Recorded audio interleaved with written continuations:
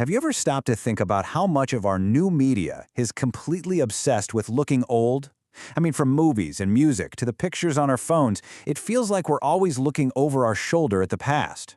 So let's get into it. Let's explore the very different ways our culture remembers and maybe even is haunted by what came before.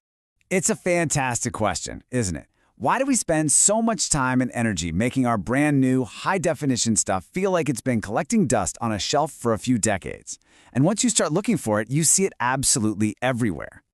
Think about it. You take this perfectly sharp, crystal clear photo on your phone, and what's the first thing so many of us do? Slap on a filter that makes it look like a faded, grainy picture from, I don't know, the 1970s. We're using these tools to give our modern moments an instant dose of history, a kind of warmth that the squeaky clean digital image sometimes just doesn't have. Or just look at Hollywood. You've got modern blockbusters being sold with posters that look like they were hand-painted 40 years ago. Now, this isn't just some passing fad. It points to a deep cultural fascination with the style of the past. So why do we do it? Well, it turns out there are a couple of very different answers to that question. To get to that first answer, we actually have to take a trip back to the 1990s. This was a time that had a very specific reaction to its own recent past, and that reaction was to drain all the color out of everything. This quote from Woody Allen about his movie Manhattan really became a touchstone. For him, shooting in black and white wasn't a technical limitation, not at all. It was a powerful artistic choice. He was using it as a tool to basically create instant nostalgia, to make the present feel like a beautiful, timeless memory.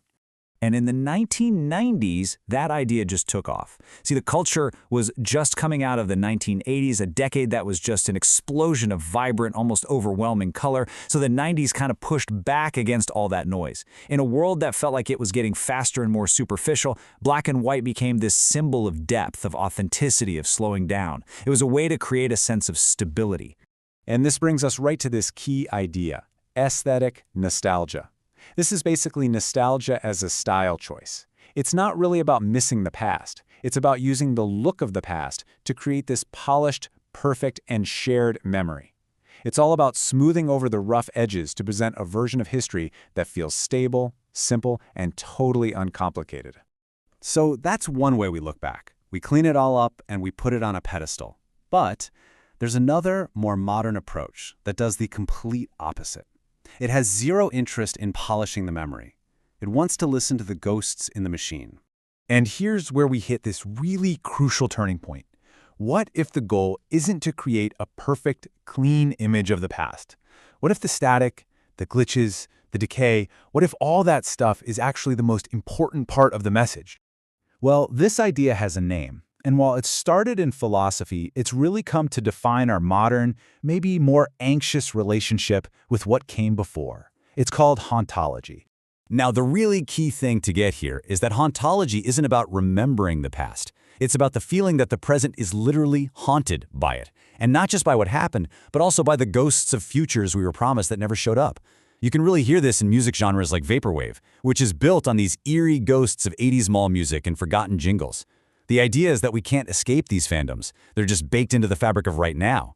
So this sets up a really clear contrast, right? Aesthetic nostalgia polishes a memory to make it comforting. Hauntology, on the other hand, leans into the static to explore something unsettling. One is all about the clean signal, the perfect picture.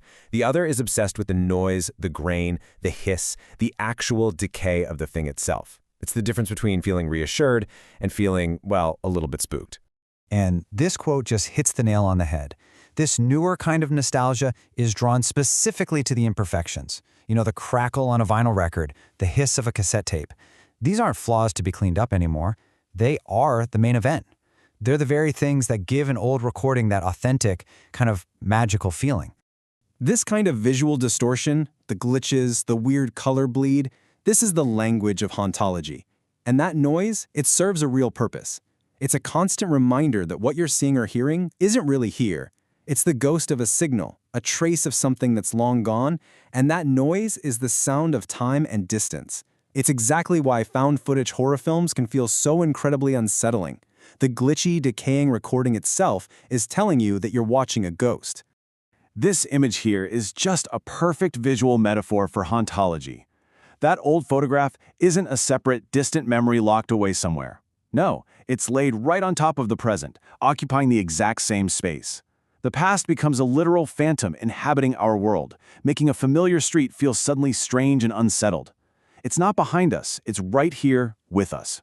So, where does all this leave us?